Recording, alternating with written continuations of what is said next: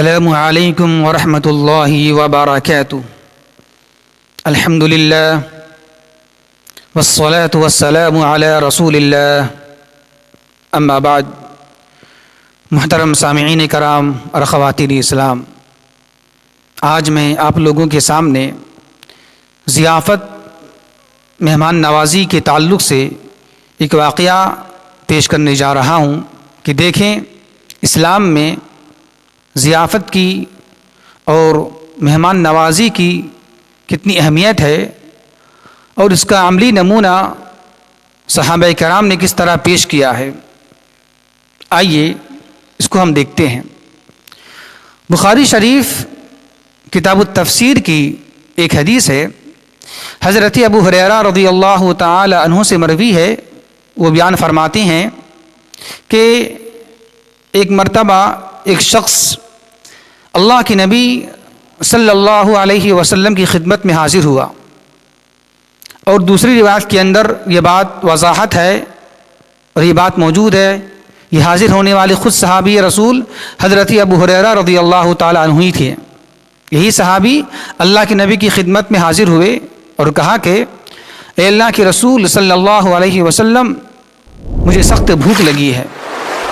تو اللہ کے نبی صلی اللہ علیہ وسلم نے حضرت ابو ہریرہ رضی اللہ تعالی عنہ کو اپنی بیویوں کے پاس بھیج دیا اور یہ کہا اپنی بیویوں سے کہ ان کی مہمان نوازی کی جائے، ان کی ضیافت کرو۔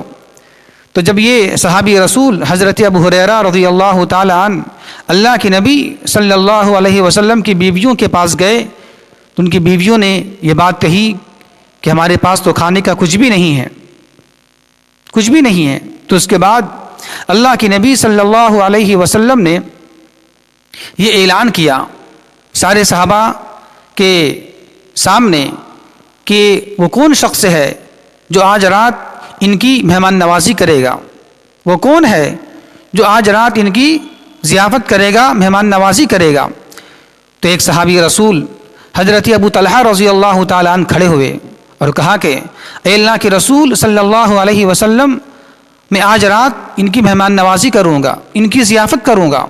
تو خیر، حضرت ابو طلحہ رضی اللہ تعالیٰ عنہ حضرت ابو ہریرہ رضی اللہ تعالیٰ عنہ کو اپنے گھر لے گئے مہمان نوازی کرنے کے لیے، ضیافت کرنے کے لیے، اور بیوی سے کہا کہ کچھ بھی ان سے مت چھپانا، کچھ بھی باقی مت رکھنا، اور یہ کہا کہ یہ مہمان رسول ہیں، آج رات ان کی ضیافت کرنا ہے، آج رات ان کی مہمان نوازی کرنا ہے۔ تو ان کی بیوی نے کہا، حضرت ابو طلحہ رضی اللہ تعالی عنہ کی بیوی نے کہا کہ ہمارے پاس تو بچوں کے کھانے کے سوا کچھ بھی نہیں ہے، صرف تھوڑا سا کھانا بچا ہوا ہے، وہ بھی بچوں کے لیے ہے، اس کے علاوہ کچھ بھی نہیں ہے۔ تو حضرت ابو طلحہ رضی اللہ تعالی عنہ نے اپنی بیوی سے کہا کہ ایسا کرو کہ جب بچے کھانا مانگیں تو اسے بہلا کر پھسلا کر سلا دینا، اور جب کھانا کھلانے کی باری آئے ان مہمان کی اور اس مہمان کی تو اس وقت چراغ کو غل کر دینا، چراغ کو بجھا دینا، تاکہ پتہ نہ چلے کہ ہم ان کے ساتھ نہیں کھا رہے ہیں۔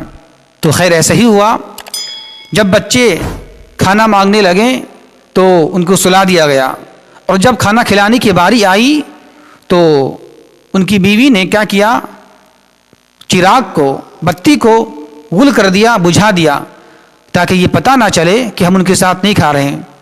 چونکہ کھانا بڑا کم تھا اور ضیافت بھی کرنی تھی، مہمان نوازی بھی کرنی تھی، تو اس لیے بتی کو غل کر دیا، بجھا دیا، تاکہ یہ پتہ نہ چلے ان مہمان کو کہ ہم ان کے ساتھ نہیں کھا رہے ہیں، یہ پتہ نہیں چلنا چاہیے۔ تو ایسے ہی کیا گیا، اور پھر وہ صحابی رسول یعنی کہ حضرت ابو ہریرہ رضی اللہ تعالیٰ عنہ بالکل کھانے لگے، اور جب بالکل سیر ہو گئے، بالکل کھا کر مطمئن ہو گئے، بالکل شکم سیر ہو گئے، آسودہ ہو گئے، تو پھر سارا کھانا ختم ہو گیا، وہ کھا چکے۔ اور یہ جو تھے صحابی رسول حضرت ابو طلحہ رضی اللہ تعالیٰ عنہ اور ان کی بیوی، یہ نہیں کھائے، بس یوں ہی اسی طرح بیٹھے رہیں تاکہ ان کو یہ پتہ نہ چلے کہ ہمارے ساتھ کھانا نہیں کھا رہے ہیں۔ تو خیر، تو دیکھیں یہ واقعہ ہو گیا، کس طرح انہوں نے ضیافت پیش کی ایک مہمان رسول کے ساتھ۔ جب صبح ہوئی تو حضرت ابو طلحہ رضی اللہ تعالیٰ عنہ اللہ کے نبی کے پاس گئے تو اللہ کے نبی نے یہ کہا ان کو دیکھ کر کہ اللہ تبارک و تعالیٰ فلاں انصاری صحابی سے فلاں انصاریہ صحابی سے خوش ہو گیا ہے، اس عمل سے خوش ہو گیا اللہ تبارک و تعالیٰ. یا یوں کہا اللہ کے نبی صلی اللہ علیہ وسلم نے کہ فلاں انصاری صحابی اور فلاں انصاریہ صحابیہ کے عمل سے اللہ مسکرایا ہے، اللہ کو ہنسی آ گئی ہے. یعنی کہ یہ عمل جو اتنا اچھا عمل پیش کیا اور اتنی اچھی ضیافت کی، اتنا اچھا نمونہ پیش کیا ضیافت کا، مہمان نوازی کا، ان کے پاس کھانے کے لیے صرف بچوں کے لیے تھا لیکن بچوں کو سلا دیا.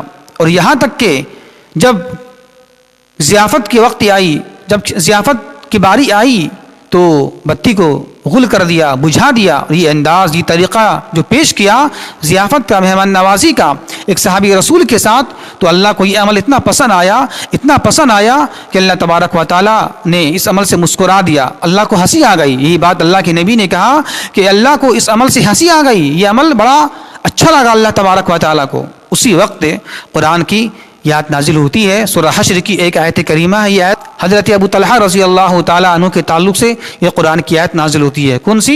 وَيُؤْثِرُونَ عَلَىٰ أَنفُسِهِمْ وَلَوْ كَانَ بِهِمْ خَصَاصَةٌ. تو دیکھیں یہ آیت کریمہ حضرت ابو طلحہ رضی اللہ تعالیٰ عنہ کے تعلق سے نازل ہوتی ہے کہ یہ ایسے لوگ ہیں کہ اپنے آپ پر مہاجرین صحابہ کو ترجیح دیتے ہیں، گرچہ انہیں فاقہ ہی کرنا پڑے، گرچہ انہیں بھوکا ہی رہنا کیوں نہیں پڑے، پھر بھی اس کے باوجود بھی اپنے آپ کو بھوکا رہ کر اور بھوکا رکھ کر نہ کھا کر مہاجرین صحابہ کو کھلاتے ہیں اور اس کی ضیافت کرتے ہیں. تو یہ دیکھیں یہ ایک انوکھا واقعہ ہے، ایک عجیب واقعہ ہے مہمان نوازی کا.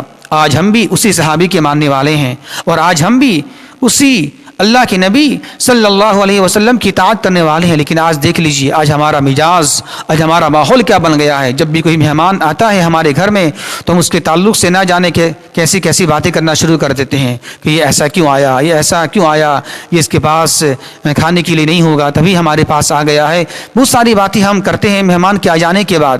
لیکن دیکھیں صحابی رسول نے کس طرح عملی نمونہ پیش کیا ضیافت کا، مہمان نوازی کا. اور آج اسی طرح آج ہمارا مزاج کا بن چکا ہے.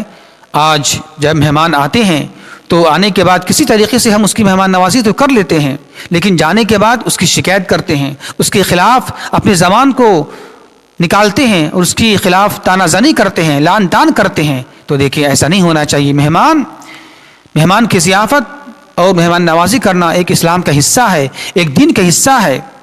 تو دیکھیں یہ صحابی رسول نے کس طرح عملی نمونہ پیش کیا. کھانے کا کچھ بھی نہیں ہے پھر بھی اس کے باوجود بھی بچے کو نہیں کھلایا، بچے کو سلا دیا اور اپنے بھی نہیں کھایا، بیوی اور شوہر بھی نہیں کھائے اور مہمان کو کھلا دیا. یہ کتنا اچھا طریقہ پیش کیا مہمان نوازی کا اور ضیافت کا. ہمیں چاہیے کہ اگر ہم اللہ کو ماننے والے ہیں، روز قیامت کو ماننے والے ہیں تو ہم ضرور مہمان کی اچھی خدمت کریں، اس کی مہمان نوازی کریں، اس کی ضیافت کریں، اس کے خلاف لعن طعن نہ کریں، اس کے خلاف اپنی زبان کو نہ کھولیں بلکہ ہم اس کی عزت کریں، اس کا احترام کریں اور جانے کے بعد بھی اس کی ہم تعریف کریں، اس کی ہم برائی بیان نہ کریں، اس کی مذمت نہ کریں. یہ بہت ہی ضیافت اس کی بڑی اہمیت ہے، اس کی بڑی فضیلت ہے. اللہ سے دعا ہے کہ اللہ تبارک و تعالی ہمیں ضیافت کی اہمیت کو سمجھنے کی اور مہمان نوازی کو سمجھنے کی اور مہمان کی عزت و تکریم کرنے کی توفیق عطا فرمائے. وما توفیق الا باللہ.